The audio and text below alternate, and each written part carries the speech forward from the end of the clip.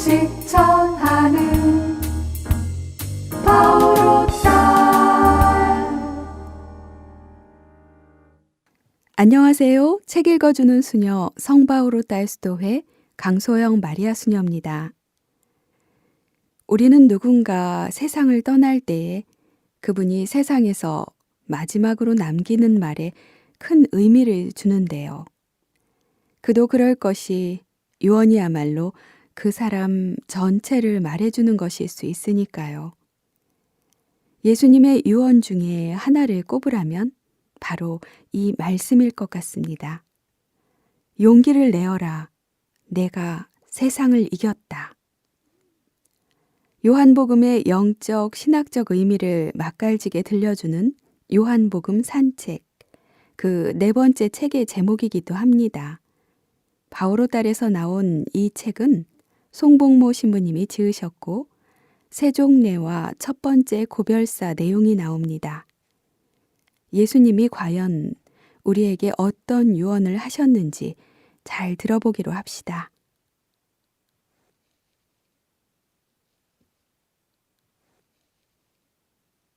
세종례 시몬 베드로의 고집.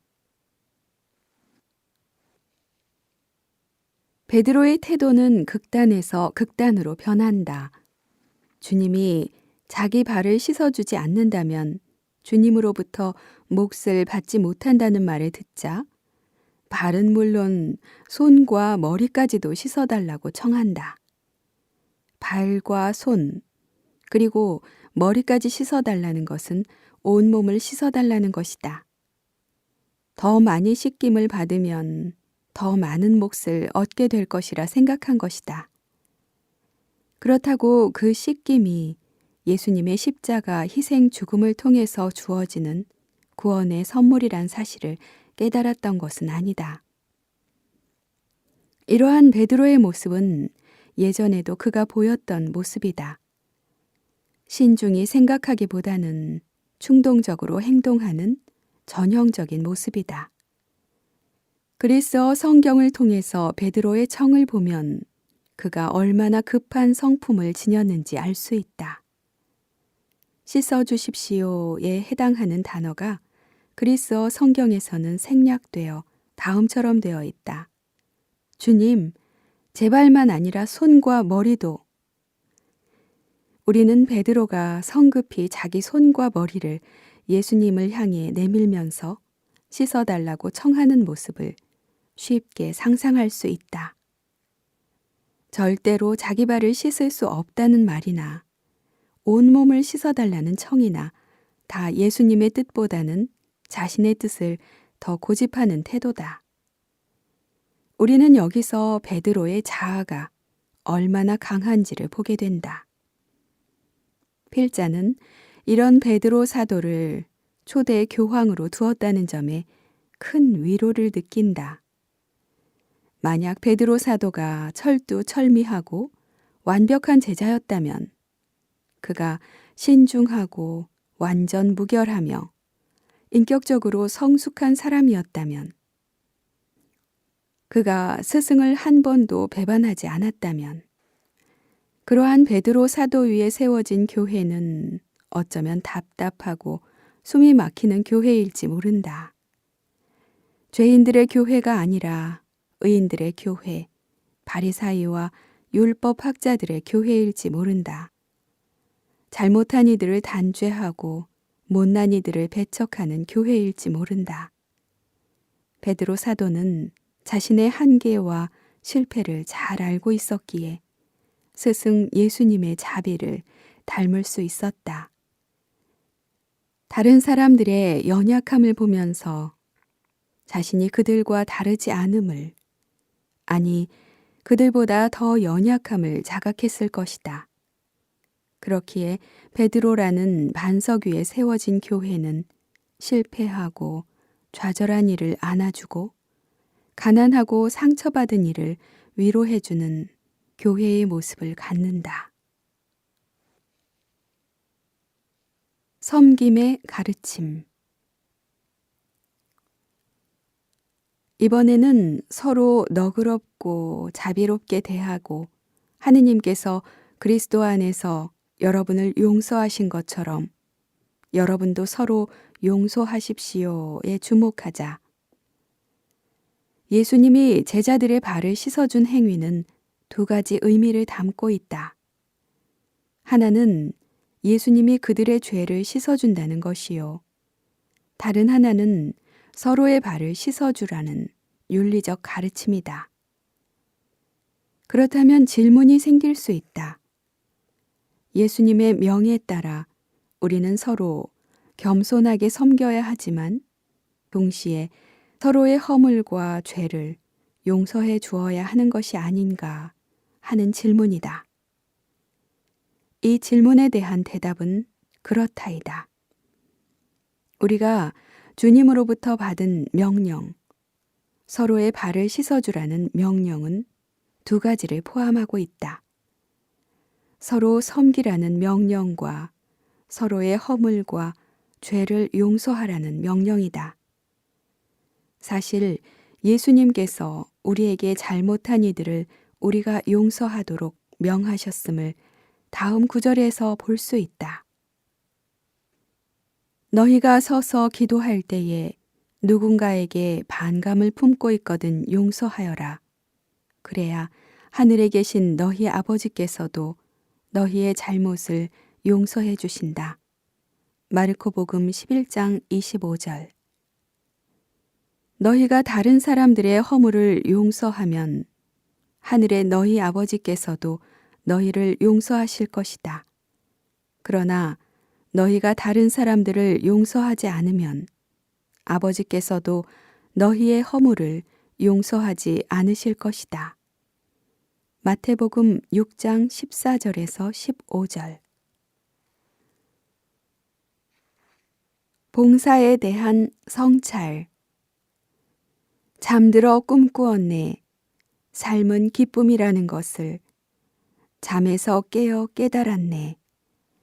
삶은 섬김이라는 것을 행하면서 보았네. 섬김은 기쁨이라는 것을. 타고르. 우리 대다수는 예수님이 제자들의 발을 씻어주시고 제자들에게 서로의 발을 씻어주라고 명하신 이 본문을 잘 알고 있다고 생각한다. 하지만 아직까지 겸손하게 허리를 동이고 형제 자매를 섬긴 적이 없다면 이 본문을 제대로 알고 있는 것이 아니다. 인도의 성자로 추앙받는 마하트마 간디는 그리스도인이 아니지만 예수님의 이 가르침에 감복하여 즐겨 그 가르침대로 살고자 했다.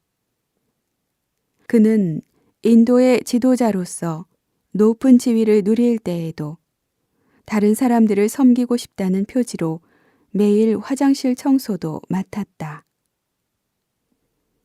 우리가 잊지 말아야 할 점은 예수님이 우리에게 누구의 발을 씻어주라고 하셨는가다. 예수님의 발이 아니라 형제 자매들의 발이다. 솔직히 말해서 주님의 발을 씻어드리는 일이라면 우리 모두가 서로 하겠다고 줄을 설 것이다. 그러한 기회가 주어진 것을 대단한 영광으로 생각하면서. 하지만 주님께서는 당신의 발이 아니라 우리 옆에 있는 형제 자매들의 발을 씻어주기를 당부하신다. 그것도 의무사항으로 당부하신다. 사랑의 빚을 기억할 때 남을 섬기는 일이 보다 쉬워진다. 만약 사랑의 빚을 기억하지 못한다면 자존심 때문에 제대로 섬기지 못하거나 이해에 대한 탐욕이 올라와 제대로 섬기지 못할 것이다. 설령 섬긴다 하더라도 자기 공로를 드러낼 것이다. 내가 이렇게 큰 봉사를 하였으니 나는 얼마나 훌륭한 사람인가 하는 식으로 자기 교만에 빠질 것이다. 우리 모두는 정도의 차이만 있을 뿐 모두 돌아온 탕자다. 주님의 사랑을 거스르고 어둠의 자식이 되어 살아가던 자다.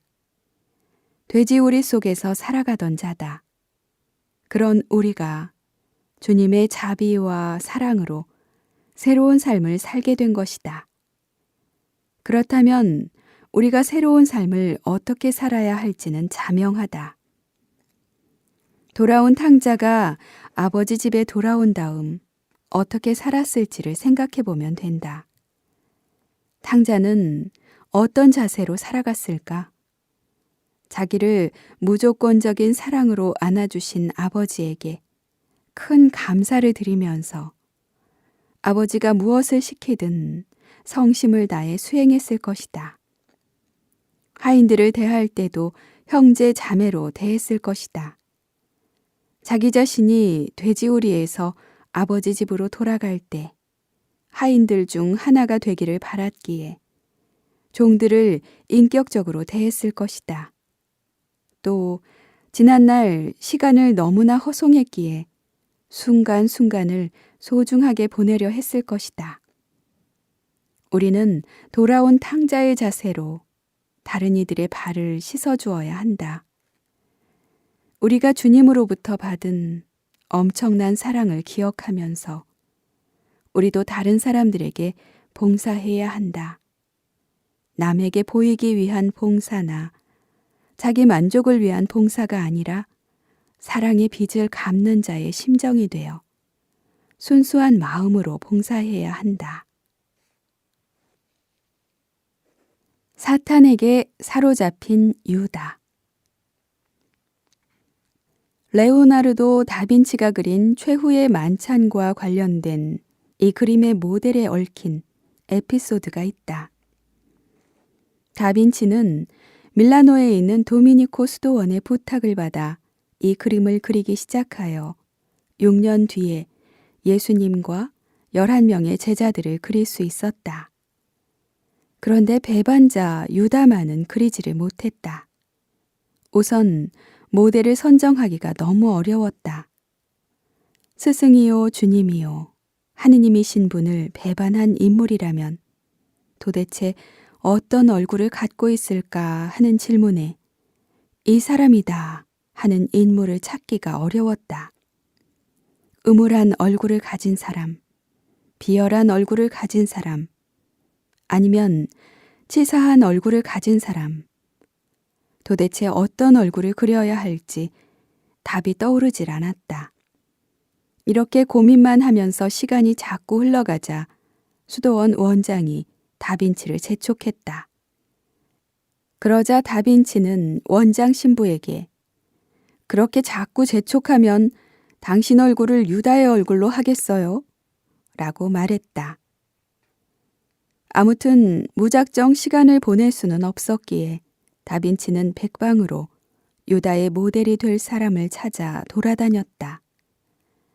긴 시간을 찾아 헤매던 중에 드디어 유다의 모델이 될 만한 사람을 찾았다. 그 사람은 죄로 찌들고 비열함이 얼굴에 덕지덕지했다. 또한 다른 사람과 눈이 마주치는 것을 두려워해서 이리저리 눈동자를 굴렸다. 다빈치는 그 사람을 모델로 그림을 그렸다. 최후의 만찬, 그림이 다 완성된 후 그 모델을 보내려 하는데 그 사람이 다빈치에게 자신을 모르겠냐고 물었다고 한다. 다빈치는 기억을 못하였다. 그러자 그 사람은 다빈치가 완성한 최후의 만찬을 가리키며 말했다. 저기 저 그림 속 예수님의 모델이 바로 저입니다. 그 사람은 6년 전 예수님의 거룩한 모습을 드러낼 만큼 선한 얼굴을 하고 있었다. 당시 그는 19세의 젊은이였다.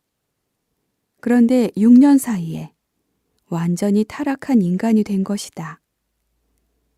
한 인간 안에는 천사와 악마가 선과 악이 공존하고 있다. 마음 한편에서는 주님을 위해 살고자 하고 다른 한편에서는 육신의 욕망을 따라 살고자 한다. 성령께서는 우리의 약함을 돌보아 주시면서 우리가 생명의 삶을 살도록 인도하시고 사탄은 우리의 취약한 부분들을 건드리면서 육신의 욕망과 세속적 이해를 따라가도록 끊임없이 부추긴다. 우리가 어떤 선택을 하는가는 순전히 우리 자신의 몫이다.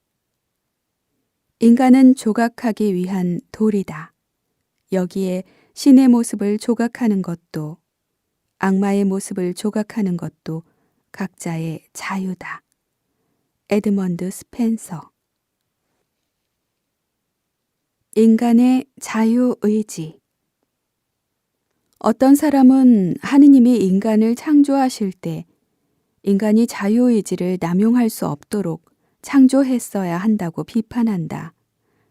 이로써 히틀러와 같은 인물이 나오지 않도록 처음부터 인간의 자유의지를 제한했어야 한다는 것이다.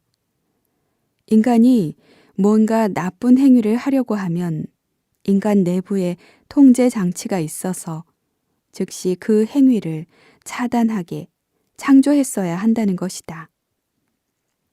이렇게 비판하는 사람의 논리를 따라가면 그는 하느님이 인간을 로봇처럼 창조했어야 한다고 주장하고 있는 것이다. 인간의 두뇌를 컴퓨터, CPU, 중앙처리장치와 흡사하게 만들므로써 어떤 신경계의 불안정도 미연에 방지할 수 있게 만들어야 했다는 것이다. 하느님이 인간에게 무한대의 자유를 허락하신 것은 인간을 향한 그분의 사랑 때문이다. 만일 하느님이 인간에게 자유의지를 주시지만 언제든지 통제가 되는 자유의지를 준다면 그것은 참된 자유의지가 아니다. 참사랑은 상대의 자유의지를 인정한다. 하느님은 인간이 자유의지를 남용해서 그릇된 행위를 할 수 있다는 점을 다 아셨지만 인간에게 온전한 자유의지를 허락하신다. 더 나아가 인간이 그릇된 선택을 했을 때조차 하느님은 그 인간을 향한 무조건적인 용서와 받아들임을 주시는 분이심을 우리는 잊지 말아야 한다. 임박한 죽음 앞에서 예수님이 보여주신 모습. 예수님께서는 생을 마감할 시간이 가까이 다가옴을 아시고 이 세상을 떠날 준비를 하신다. 공생활 내내 당신의 사람들을 사랑해 오신 그분께서는 그들을 끝까지 더욱 극진히 사랑해 주심으로써 떠날 준비를 하신다. 죽음을 기다리는 사람은 누구나 그렇지만 특별히 시한부 인생을 살아가는 사람들은 내적 충격과 감정적 동요 속에서도 이 세상을 떠날 준비를 한다. 남아있게 될 가족들을 위해서 재산을 정리하고 자신이 묻힐 묘자리를 알아보고 또는 얼마 남지 않은 인생 동안 꼭 해보고 싶은 것들을 하고 싶은 강한 일념을 갖게 된다. 우리가 정말 바라는 것은 지극히 평범하고 소박한 것. 그래서 건강할 때에는 단조로움과 무료함도 느끼게 되는 일상이다. 암에 걸린 아들을 둔 한 아버지는 이런 고백을 했다.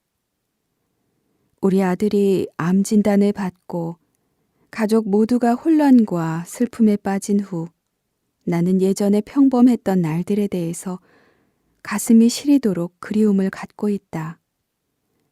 질병에 걸리거나 사고를 당한 사람들이 가장 고대하는 것은 어서 병원에서 퇴원해 집으로 돌아가 평범한 생활을 다시 하는 것이다.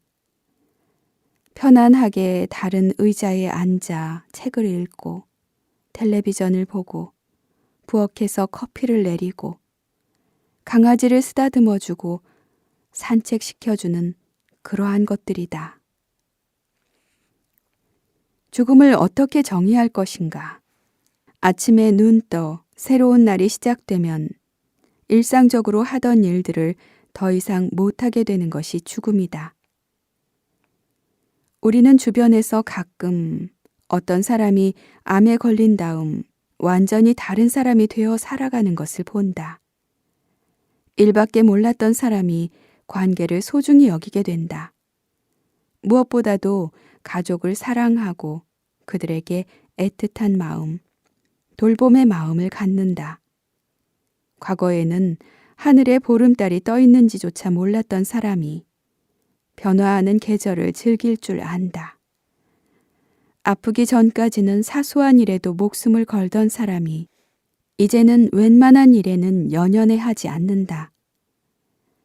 늘 조급함과 근심 걱정 속에서 살아가던 사람이 온유함과 감사하는 마음으로 살아간다. 암에 걸리기 전에는 결코 갖지 않았던 태도를 보이고 있다. 이렇게 새로운 자세로 사는 사람들이 하나같이 던지는 질문이 있다. 왜 암에 걸리고 나서야 비로소 이러한 삶을 살게 되었을까요? 왜 그전에는 제대로 살지 못했을까요? 새 계명을 살아가기 위해 우리가 꼭 기억해야 할 것들. 또 하나 가슴에 품어야 할 것은 우리가 형제 자매들을 사랑할 때 예수님의 사랑이 우리 행동의 근거요 시발점이라는 점이다. 그래야만 우리가 형제 자매들을 제대로 사랑할 수 있다. 아무리 상대가 마음에 안 들어도 예수님 때문에 참아주고 예수님 때문에 기다려주고 예수님 때문에 돌보아주는 것이다. 다음의 시처럼 말이다. 내가 나의 사랑으로 나를 사랑했을 때 참 많이 노력했습니다. 더 나은 내가 되기 위해서. 내가 나의 사랑으로 배우자를 사랑했을 때 참 많이 울어야 했습니다. 배우자를 나의 사람으로 만들기 위해서. 내가 나의 사랑으로 아이들을 사랑했을 때 참 많이 화를 내야 했습니다. 아이들을 잘 키워야 한다는 욕심 때문에. 내가 나의 사랑으로 이웃을 사랑했을 때 참 많이 참아야 했습니다. 그들을 사랑해야 한다는 윤리 때문에. 이제는 주님의 사랑으로 사랑합니다. 더 큰 사랑으로 사랑을 하니 사랑하는 일이 쉬워졌습니다. 사랑하는 일이 기쁨이 됩니다. 사랑하는 일이 감사가 됩니다. 작자 미상. 세상 사람들은 우리가 서로 사랑하는 모습을 보면서 우리가 예수님의 제자들인 것을 알게 된다. 나아가 사람들이 함께 모여 사는 공동체란 모름지기 절해야 한다는 배움을 얻게 된다. 자기 욕심만을 채우는 삶, 다른 이들을 짓밟고 홀로 우뚝 서는 삶이 아닌 더불어 함께 살아가는 삶의 아름다움을 배우게 된다. 사람들이 우리가 주님의 제자라는 사실을 어떻게 알 수 있을까?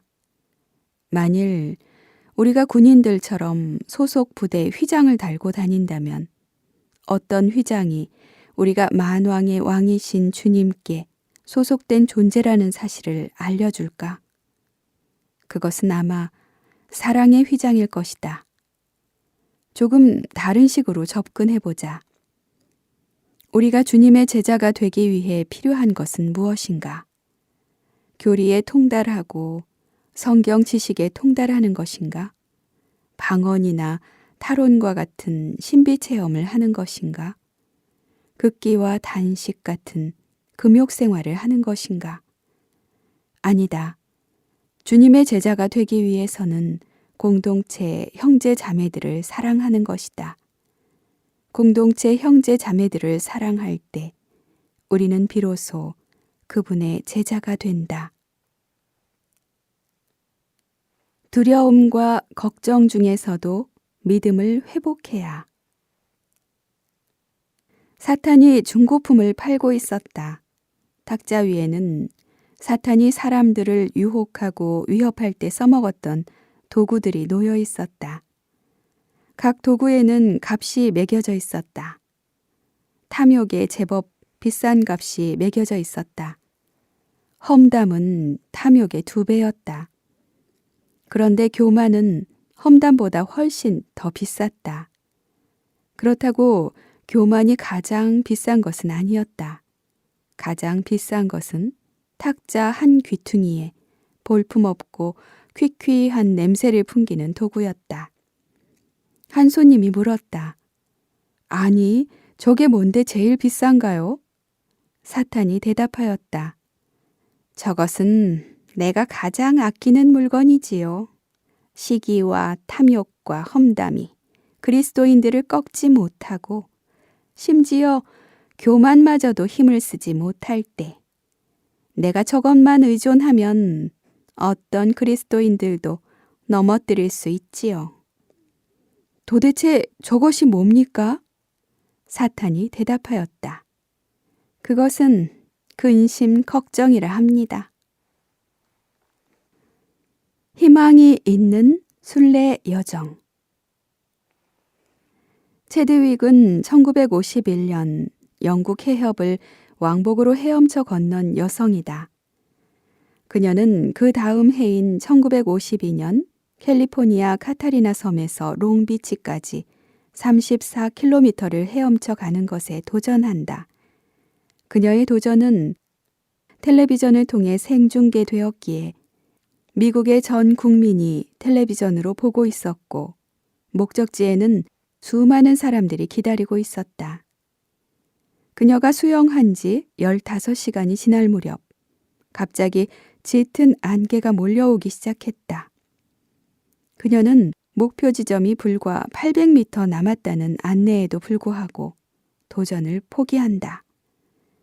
포기한 이유에 대해서 그녀는 이렇게 말했다.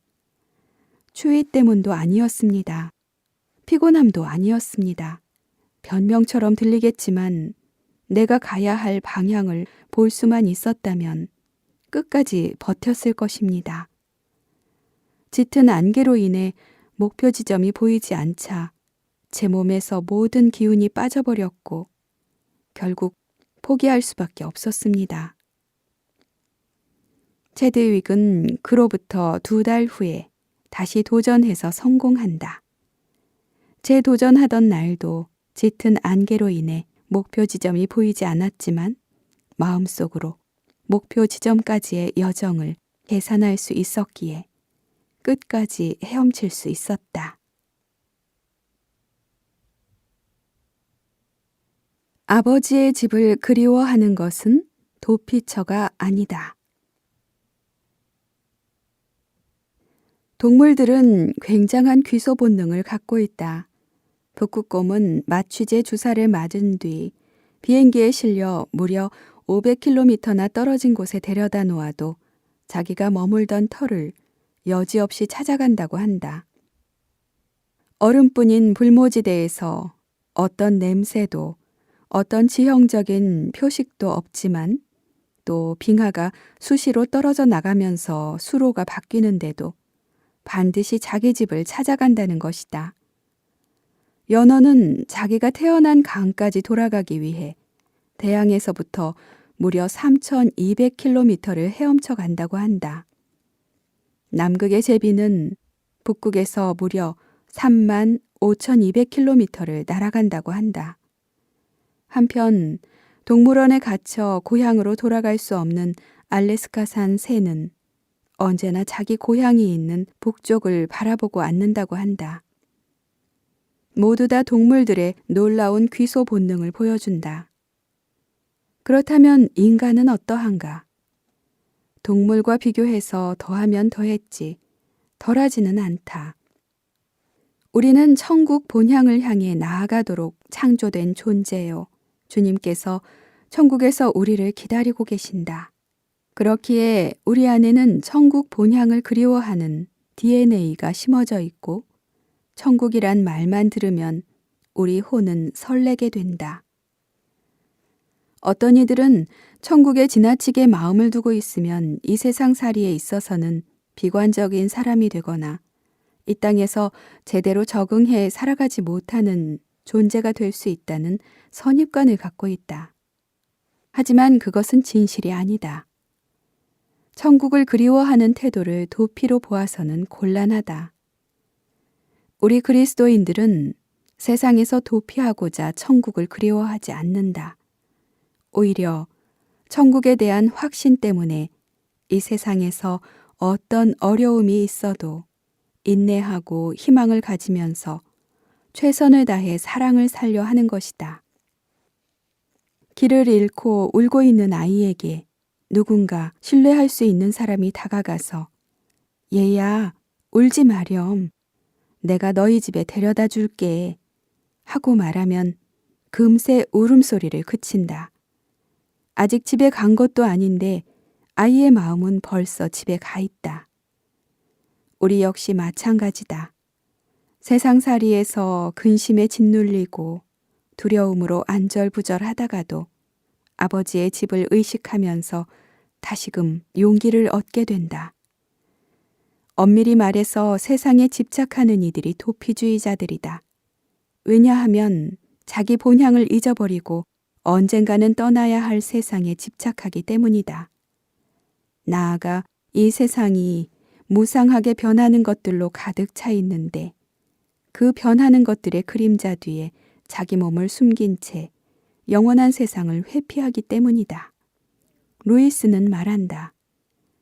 하느님 아버지께서는 우리 인생의 순례길에 몇몇 분위기 좋은 여관에서 우리를 기분 좋게 만들어주시지만 우리가 그곳을 고향이라 착각하는 것은 결코 원하지 않으신다.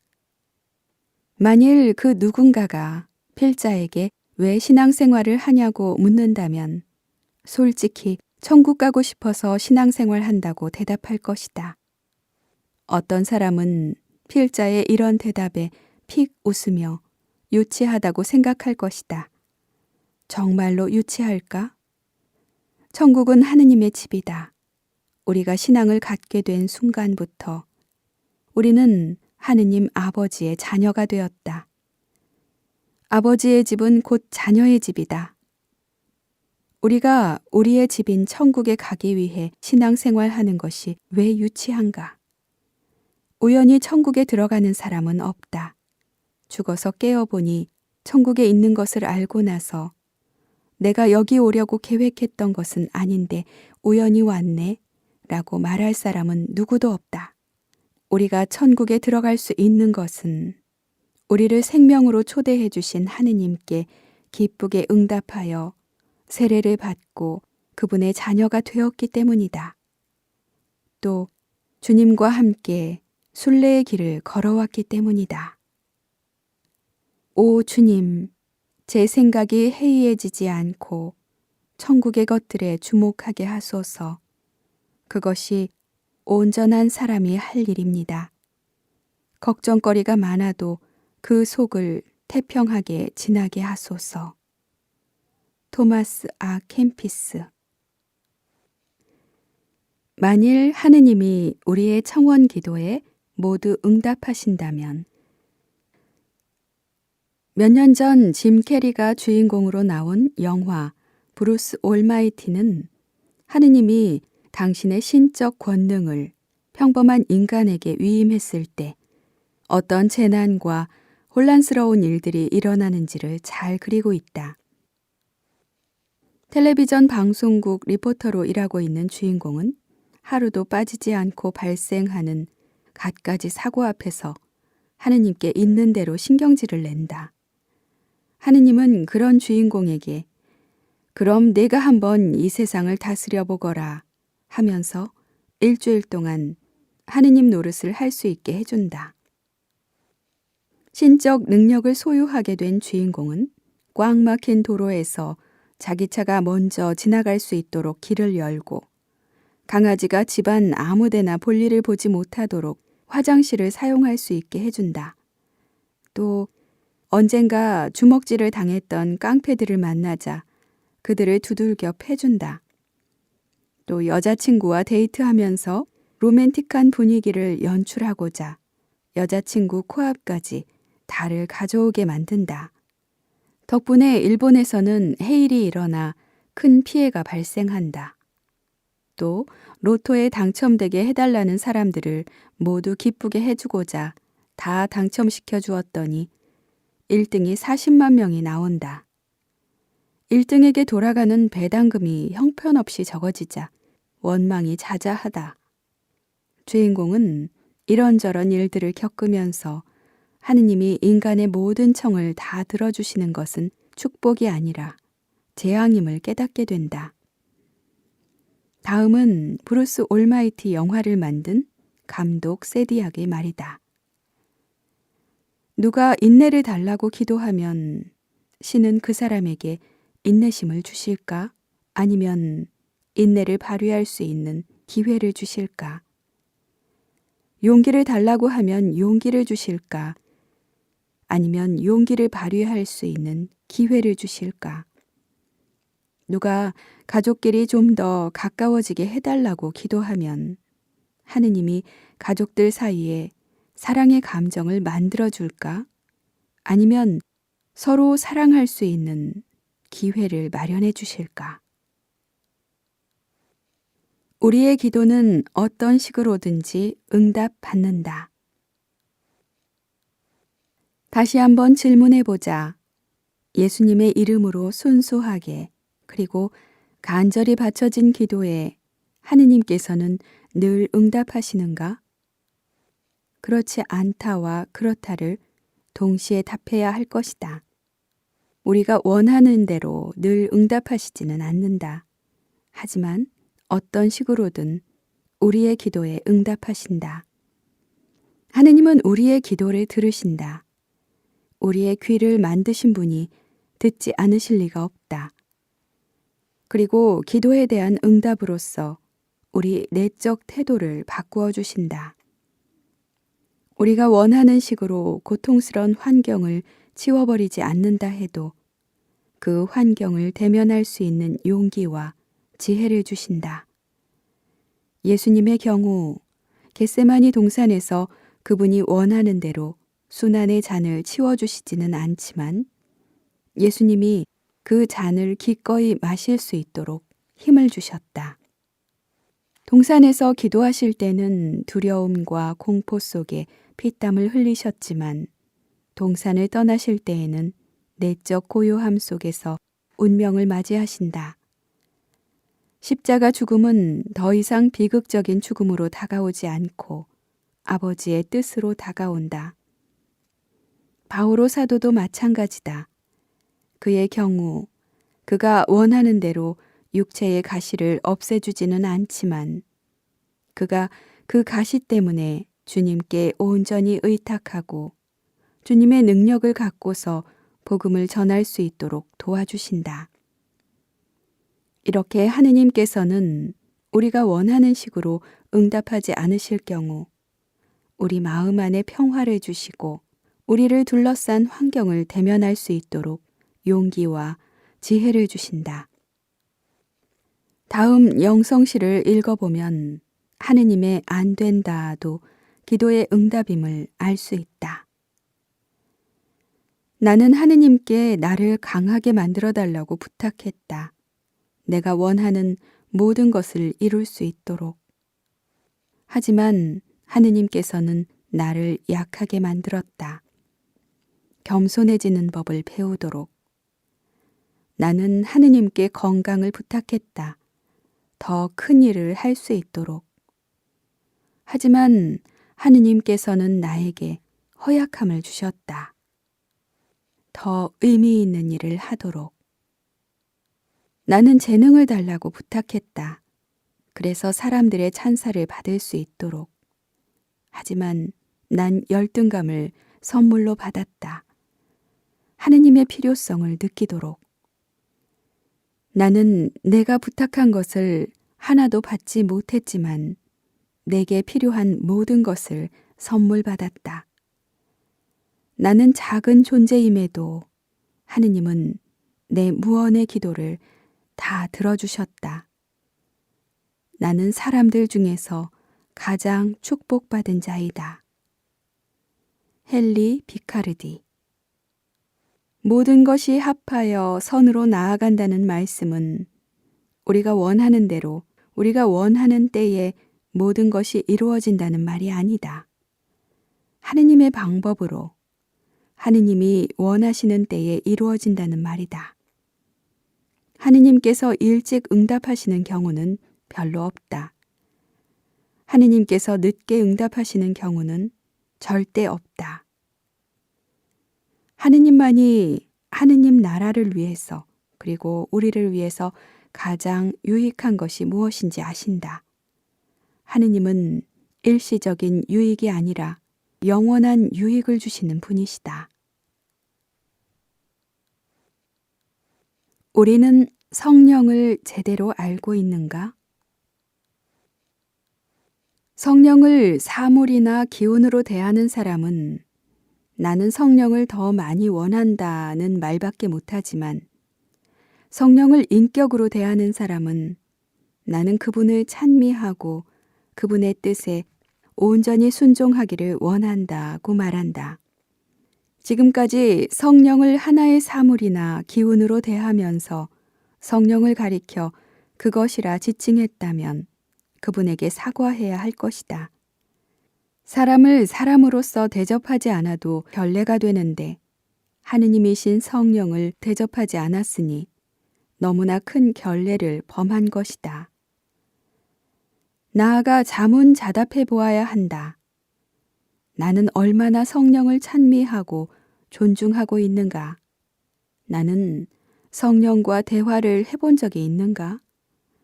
나는 성령께 도움을 청한 적이 있는가? 앞서 보았듯이 성령의 이름은 파라클레토스이다. 파라클레토스란 우리 옆에 있도록 불리신 분이란 뜻이다. 우리를 돕고자 우리 옆에 와 계시는 분에게 그동안 얼마나 자주 대화를 하고 도움을 청했는지를 성찰해 보아야 한다. 그리고 그동안 그런 적이 없었다면 제일 먼저 이렇게 시작하면 좋겠다. 안녕하세요, 성령님. 그동안은 정말 죄송했습니다. 당신을 너무나 무시하며 살아왔습니다. 저의 주님 그리스도 예수님께서는 당신을 저에게 보내주셨습니다. 당신이 저를 인도해 주시고 가르쳐 주시고 깨달음을 주시고 보호해 주시도록. 그런데 그런 당신을 쳐다보지도 않았으니 정말로 죄송합니다. 이제부터 당신을 참으로 소중히 모시며 당신과 동행하는 삶을 갖겠습니다. 저의 이러한 결심을 성령께서 주관해 주시옵소서. 성령은 우리를 인도하시는 분이시지 통제하거나 지시하는 분이 아니시다. 그렇기에 성령의 인도를 받기 위해서 제일 중요한 것은 우리의 자발적인 응답, 곧 순종이다. 때로 우리는 성령께서 우리를 통제해 주었으면 싶을 때가 있을 것이다. 우리가 성령에게 순종하지 않으려 할 때 강제적으로라도 우리를 이끌어 주시기를 바랄 수 있다. 하지만 성령은 우리를 인도하시는 분이시지 우리의 뜻을 우리에게 우겨 넣으시고 그 뜻대로 하도록 강요하시는 분이 아니시다. 물에 빠진 사람을 구할 때 지켜야 할 가장 중요한 규칙은 물에 빠진 사람이 무엇인가를 잡으려고 허우적댈 때는 결코 그에게 다가가지 않는 것이다. 만일 이 규칙을 어기고 다가가면 둘 다 죽을 수 있다. 물에 빠져 허우적거리며 무언가를 잡으려는 사람은 도와주려고 온 사람을 필사적으로 움켜쥐기에 둘 다 익사하게 되는 것이다. 올바른 구조 방법은 근처에 있다가 물에 빠진 사람이 모든 것을 포기하고 가라앉을 때 다가가서 도와주는 것이다. 성령과 우리의 관계도 마찬가지다. 우리가 무엇인가를 우리 스스로 할 수 있다고 생각한다면 성령의 도움을 받을 수 없다.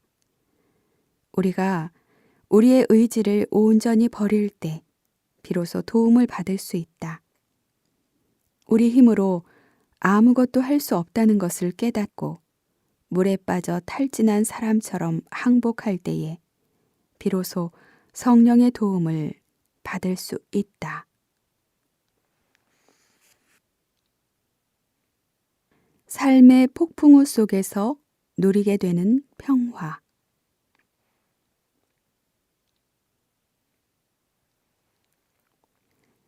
삶의 풍파들 중에서도 가장 무서운 풍파는 전쟁의 풍파다. 전쟁은 한순간에 우리가 갖고 있는 모든 것을 다 빼앗아 간다. 그런데 전쟁이 휘몰아쳐도 예수님이 우리에게 유산으로 남겨주신 평화는 빼앗아 갈 수 없다. 두 화가가 내기를 하였다. 누가 그리스도인이 누리는 평화를 그림으로 더 잘 표현할 수 있는가였다. 한 사람은 깊은 산골짜기에서 은빛을 바라며 잔잔하게 뻗어있는 맑은 호수를 그렸다. 이 화가는 그러한 풍경이 그리스도인이 누리는 평화를 상징한다고 본 것이다. 다른 화가는 정반대의 그림을 그렸다. 물보라를 일으키며 절벽 아래로 쏟아져 내려오는 폭포를 그렸다. 그 폭포 옆에 자작나무들이 숲을 이루고 있고 그 자작나무 숲 위에 로빈새가 둥우리를 짓고서 물보라에 흠뻑 젖은 채 그러나 조금도 동요됨이 없이 앉아있는 그림이었다. 이 화가는 이 새의 모습이 바로 그리스도인들이 누리는 평화를 상징한다고 본 것이다. 당연히 둘째 화가의 그림이 우리 그리스도인들이 누리는 평화의 특징을 잘 드러내고 있다. 주님께서 유산으로 주신 평화는 폭풍우 한가운데에서 누리는 평화다. 폭풍우 한가운데에서 누리는 평화의 가장 명백한 예는 예수님이 보여주신다. 예수님께서 제자들과 함께 배를 타고 갈릴레아 호수를 지나가실 때 백고무를 베개 삼아 주무시고 계셨다. 큰 풍랑이 일면서 배가 파도에 뒤덮이게 되었는데도 예수님은 주무시고 계셨다. 예수님이 유산으로 우리에게 주신 평화는 이렇게 폭풍우 한가운데에서 당신이 누리셨던 평화다. 너희가 청하는 것은 무엇이든 다 이루어 주겠다. 사자 아슬란의 눈물. 루이스의 소설 나니아 연대기 마법사의 조카에는 디고리란 소년이 나온다. 디고리는 죽어가는 엄마를 위해 사자 아슬란을 찾아가 부탁한다. 여기서 아슬란은 그리스도 예수님을 상징한다. 디고리가 간절히, 정말 간절히 아슬란에게 청한다. 제발 우리 엄마를 낫게 할 요술 사과를 주시면 안 되나요? 아슬란은 그 간절한 부탁에 대해서 긍정도 부정도 하지 않은 채 뒤돌아서 가버린다. 디고리는 사자 아슬란이 거절한 것이라 생각하여 힘없이 물러난다. 하지만 엄마가 걱정되어 다시금 아슬란을 찾아가 간청한다. 제발 부탁이에요. 우리 엄마를 낫게 할 요술 사과를 주시면 안 되나요? 소녀는 대답 없는 사자의 커다란 발과 발톱을 젖은 눈으로 쳐다보다가 고개를 들어 사자의 얼굴을 올려다보았다. 그런데 사자의 눈에서 반짝이는 눈물이 고여있지 않은가. 그 눈물이 얼마나 굵고 맑은지 소녀는 아슬란이 자기보다 엄마를 더 가엾게 여기고 있다는 느낌을 갖는다. 소년 디고리의 기도는 이루어지지 않았다. 하지만 모든 것이 변했다. 모든 소망을 걸었던 아슬란이 자기에게 무관심한 것이 아니었음을, 오히려 자기와 엄마를 너무도 아끼고 있음을 알게 되었다. 우리도 소년 디고리처럼 하느님 아버지께 간구한다. 제발, 제발 부탁이에요. 그렇게 해주실 수 없나요? 하느님 아버지께서 계속 침묵하시면 풀이 죽어 그분 발 앞에 고개를 수그리고 있다. 그러다가 우리도 디고리처럼 고개를 들어 그분의 얼굴을 바라볼 때 비록 마음의 눈일지라도 그분의 눈에서 나오는 맑은 눈물을 볼 수 있다면 얼마나 감동적이겠는가. 지금 이 순간 실제로 어마어마한 고통 속에 있는 분들은 그리스도 예수님께서 입으로는 침묵하시지만 그분의 눈은 눈물로 가득 차 있다는 이야기를 진부하게 여길 수 있다.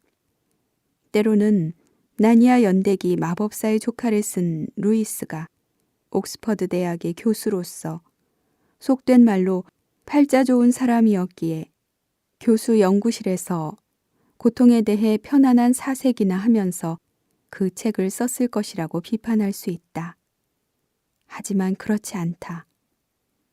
이 책은 루이스의 자전적 경험을 담았다. 루이스는 소설의 소년 디고리처럼 10살 때 엄마가 암으로 투병하는 모습을 지켜보았다.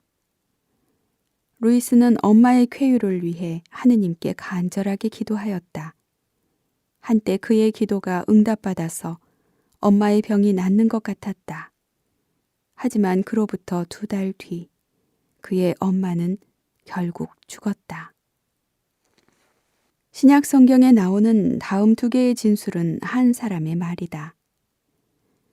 장차 우리에게 계시될 영광에 견주면 지금 이 시대에 우리가 겪는 고난은 아무것도 아니라고 생각합니다.